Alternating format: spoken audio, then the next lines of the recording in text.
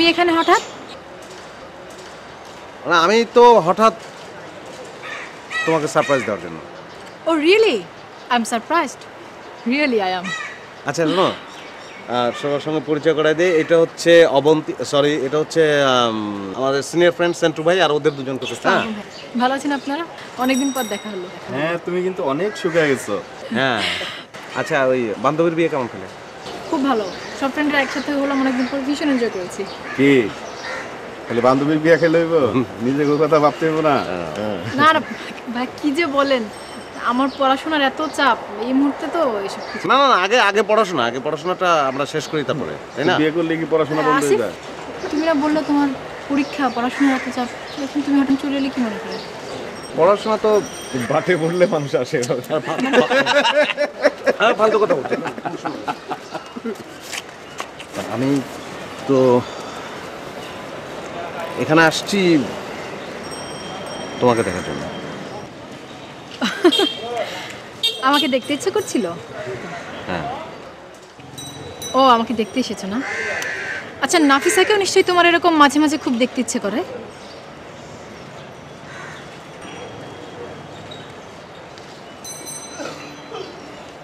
কোন নাফিসা? কোন নাফিসা, রাইট। আমি জানতাম তুমি বলবে কোন নাফিসা। নাফিসাকে তুমি এখন চিনতে পারছো না? না আসিফ, আমার সাথে চালাকি করার চেষ্টা করো না, মানে আমি সব জানি। প্লিজ আমাকে শেষ করতে দাও। নাফিসা আমার স্কুল ফ্রেন্ড, আমি ওকে রিকোয়েস্ট করেছিলাম, আমি ওকে রিকোয়েস্ট করে তোমাকে ফোন করিয়েছিলাম। আমার ধারণা ছিল তুমি খুব অনেস্ট, ভালো মানুষ।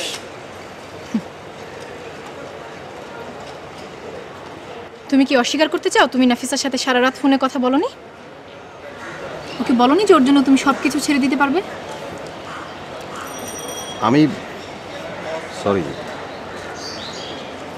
তুমি বিষয়টা একটু। আমার কাছে বিষয়টা একদম পরিষ্কার আছে, এবং নাফিসার সাথে সারা রাত ফোনে তোমার কি কথা হয়েছে সেগুলো আমি জানি। বলবো? কি বলবো? থাক, এতটার বোধহয় আর দরকার নেই, না?